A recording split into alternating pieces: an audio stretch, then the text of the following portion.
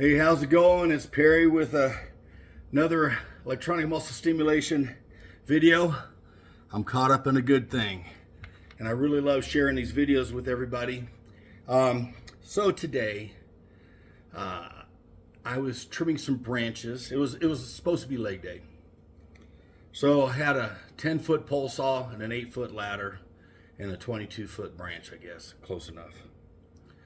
So my thought was to stand on top of the ladder and saw that branch, and that when I got done sawing it, it would just fall down. Nah. It swung, hit me, knocked me off the ladder, and I twisted my ankle and tweaked my knee, all in one fell swoop.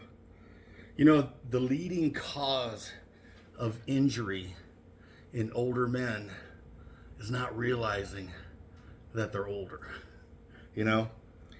So anyway, I always say never skip leg day. So I didn't feel like it was wise to do resistance training, weight training on the legs today. I was gonna do some squats, extensions, deads.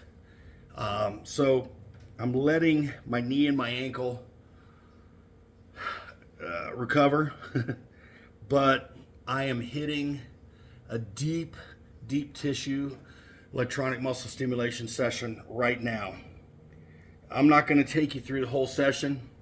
Matter of fact, I need to set my timer. Anyway, I think this video will be my guide. But anyway, I'm not going to take you through the whole session because I'm going to do probably about 20 minutes. I go by feel.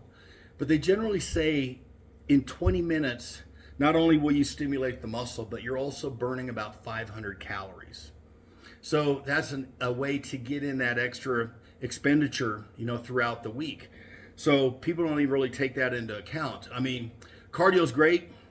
I usually get my cardio in on my resistance days because I do aerobic threshold training, high rep training, supersets, giant sets. I really get those lungs pumping and the heart pumping, and so, but and of course I walk my dog every day. We do 1.5 miles to 2 hours, so that's my moderate cardio. But this kind of takes it to the next level and will also help increase definition, separation in the muscles, so you'll notice just more defined lines.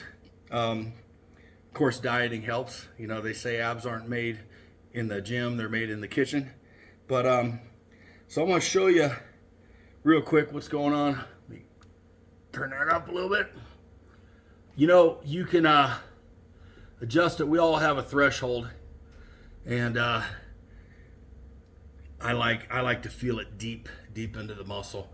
And in the beginning, you know, you just want to get acclimated to it. You don't want to go right up to the high intensity, even though you will feel like you did a nice heavy leg workout.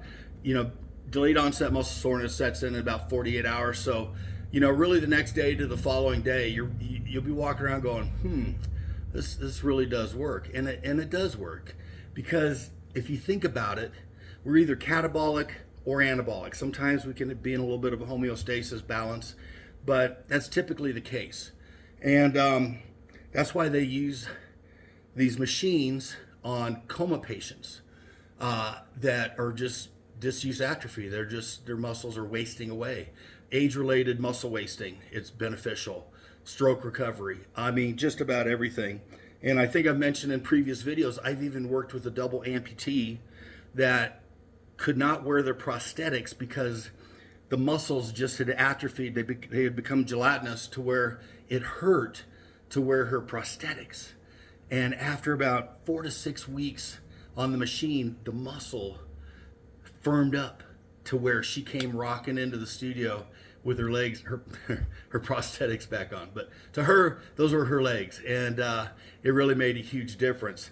So without further ado, let me show you what's going on. Oh, before I show you, I just want to preface to say that sometimes a man in his home likes to wear stretchy pants.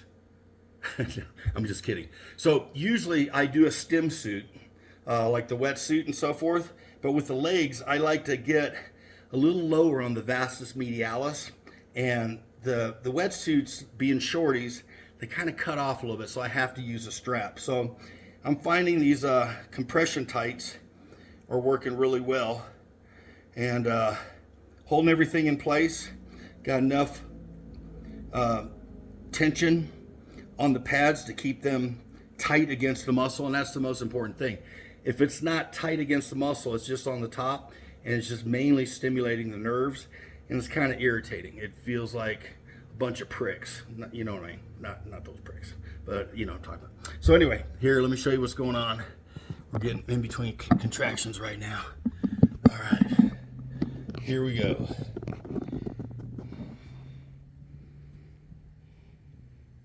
Here it comes.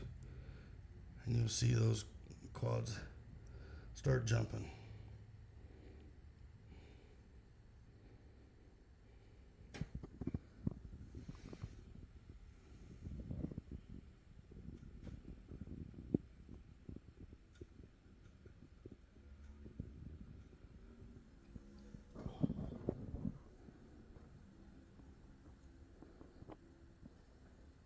I mean, it is activating every motor unit, every fiber, and it's throughout the whole muscle. Full contraction. Oh, I love the way this feels.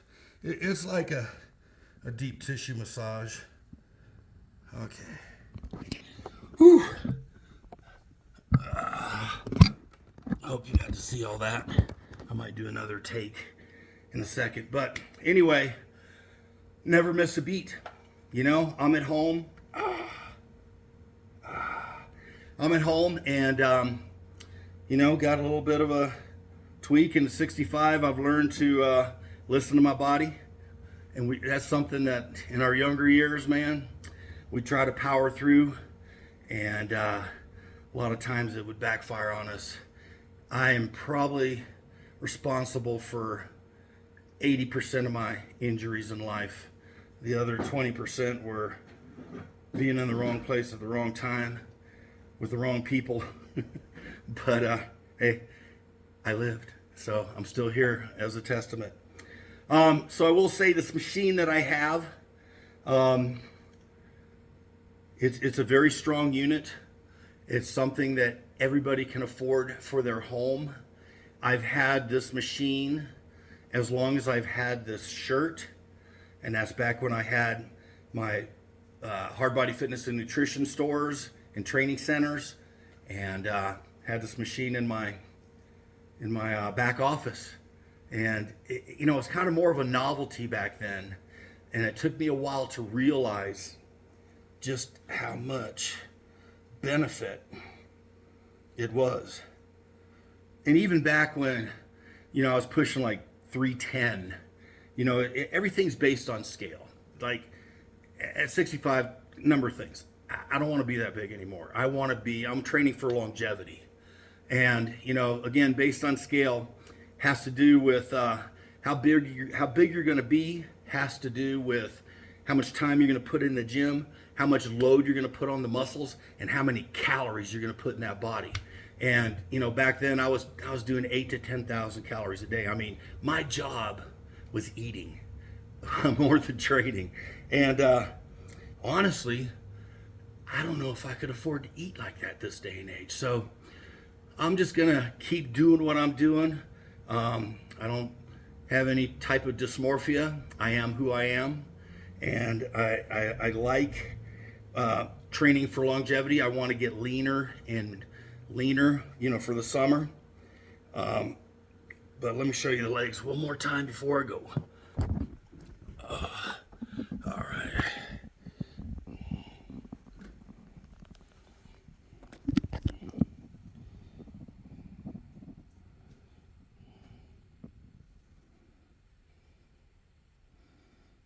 The quads are jumping.